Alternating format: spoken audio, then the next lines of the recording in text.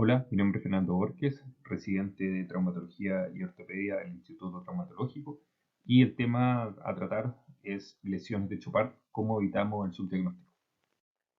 A modo de introducción, podemos decir que la articulación de Chopard es la articulación que se encuentra entre los huesos navicular y cuboides y los huesos calcáneo y tal. ¿Ya? Esta articulación marca el límite entre el retro y el medio pie.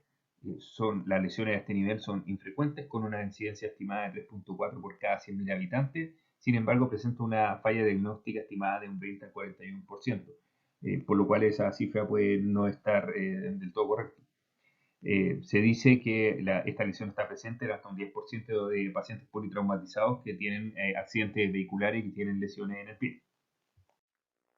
En cuanto a la anatomía, es importante destacar ciertas estructuras que son fundamentales para el movimiento que tiene el medio pie, como son el acetabulum pedis, el cual está compuesto por la cabeza del talo, que articula con el navicular, la faceta media y anterior del calcáneo, además de ciertas estructuras ligamentosas como son el ligamento de Sprint, con sus ramas, que es la inferoplantar, la medioplantar oblicua y la superomedial, además de otras estructuras ligamentosas como son el ligamento talonavicular, el ligamento bifurcado con sus ramas calcáneo-navicular y calcáneo-cuboidea, además de los ligamentos calcáneo-cuboideos dorsales y plantares que pueden tener más de alguna rama.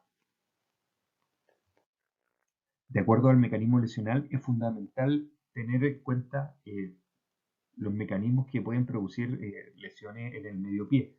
Generalmente están descritos que son secundarias a mecanismos de alta energía como colisiones, caídas de altura, pero también existen mecanismos de torsión, como puede ser la aducción o aducción del antepié, o lo más frecuentemente visto que es la inversión, además de la eversión, que eso puede ser un poco más raro.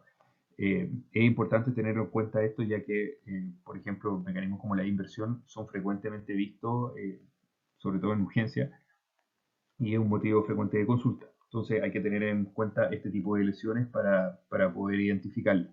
Además hay que tener en cuenta que cuando ocurre algún mecanismo torsional como los que dijimos recientemente, se puede producir una compresión que puede llevar a una fractura del costado lateral o medial del pie, pero en el lado contralateral se va a producir una distensión, por lo cual siempre hay que tener en cuenta esto para buscar lesiones en el otro lado, ¿ya? Que pueden ser lesiones ligamentarias o pueden ser ya lesiones avulsivas. Esta tabla nos sirve para reforzar la idea de que cuando hay un mecanismo de torsión hay que buscar lesiones asociadas, como por ejemplo cuando existe una eversión del tobillo, podemos tener una lesión tipo cascanueces del hueso cuboides, pero al lado contralateral podemos tener avulsiones en el navicular. La clínica que pueden presentar estas lesiones es bastante variable. Puede ser desde el dolor moderado localizado en el medio pie, que se exacerba al caminar, hasta la imposibilidad de mantenerse de pie. Uno de los signos que es bastante característico para lesiones del medio pie, y que aplica también para chopar, es la equimosis plantar. También puede haber aumento de volumen, deformidad por luxaciones, y se describe que la inversión y eversión del tobillo son dolorosas. En cuanto a los estudios complementarios, lo primero y más fácil que tenemos es la radiografía, donde tenemos la radiografía AP lateral y oblicua, donde vamos a buscar el signo de la doble ola o de cima, que eso nos habla de una cierta congruencia de la articulación, donde uno podría decir que no hay lesiones. Sin embargo, existen lesiones de la articulación de Chopard que no presentan el signo evidente hasta un 33% y donde la radiografía se dice que tiene una sensibilidad solo de un 25 a un 33% para detectar lesiones de Chopard. Acá podemos ver ciertas imágenes marcadas donde aparecen sectores típicos de fractura de lesiones de Chopard que debemos ir a buscar dirigidamente, como son el dorso del navicular, el dorso del talo, el proceso anterior del calcáneo, la articulación calcáneo-cuboidea, y la tuberosidad del navicular.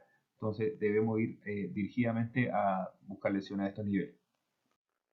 En esta diapositiva tenemos un ejemplo de imágenes de avulsivas que podemos ver en el dorso del navicular y el dorso del talo, además de una fractura en el proceso anterior del calcáneo. Otras imágenes radiológicas que podemos obtener, lo que más se destaca en las publicaciones es el TAC, el cual su uso está bastante recomendado, ya que es muy sensible para evidenciar avulsiones y, como comentábamos con el mecanismo lesional, podemos detectar otras lesiones que estaban pasando desapercibidas en radiografía inicial.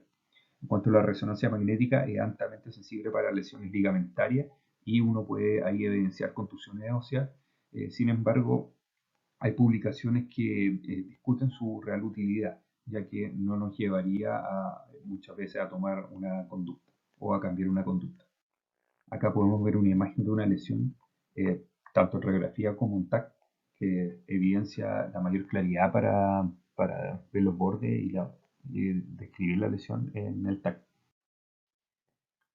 Aquí vemos lo mismo, distintas lesiones, tanto con radiografía tradicional y TAC, con lo que podemos ver que en algunos casos las lesiones son un poco más evidentes que otras de la radiografía, eh, pero que a veces pueden pasar desapercibidas, y la utilidad del TAC para evidenciar estas lesiones y poder buscar otras lesiones. En cuanto a la clasificación, tenemos la clasificación de Vine y Webb, que fue descrita en el año 75, que describe de acuerdo al mecanismo, de acuerdo al estrés aplicado en la extremidad, se pueden ver ciertos subtipos y ver el mecanismo específico de la lesión. La clasificación actualmente más usada es la clasificación de Swift, que describe las estructuras que están afectadas, eh, siendo lo más frecuentemente las lesiones combinadas, que puede ser hasta un 50%. Lo más raro es que sean lesiones aisladas, sobre todo transligamentosas, ¿ya?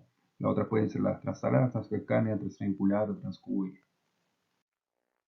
Además existen clasificaciones específicas para fractura del navicular, por ejemplo, donde está la clasificación de Saint-Germain, que es una clasificación más que nada descriptiva de los tipos de lesiones, pero que no tiene mucha correlación con el manejo o la conducta que uno vaya a tomar. Para cuboides tenemos clasificación como la clasificación de Fenton, que describe las lesiones de acuerdo a su a su rasgo y a los mecanismos que lo producen, y propone ciertos tratamientos. En cuanto al tratamiento no vamos a andar mucho porque esto es material de otra presentación, pero hay que ver de acuerdo a los rasgos de fractura si es que el tratamiento puede ser ortopédico o quirúrgico. Además de ciertos tipos de lesiones especiales, como son, por ejemplo, las fracturas abulsivas de la tuberosidad navicular, que de por sí pueden ser quirúrgicos debido a la consecuencia que puede traer una insuficiencia del tibia posterior. En cuanto a las complicaciones, pueden existir ciertas secuelas con fracturas no tratadas, como son la deformidad del antepié en varo valgo, el pie plano o pie cabo, la no unión, pseudoartrosis, necrosis vascular y la artrosis o dolor crónico de la extremidad. En resumen, las lesiones de la articulación de Chopard son lesiones infrecuentes pero subdiagnosticadas. Por lo tanto, es súper importante sospechar y buscar dirigidamente frente a mecanismos concordantes y frecuentes, como son el mecanismo de inversión y eversión, además de una clínica que nos haga sospechar este tipo de lesiones. No olvidar siempre buscar lesiones concomitantes, ¿ya? Y frente a limitaciones de la radiografía, el TAC es fundamental. Muchas gracias.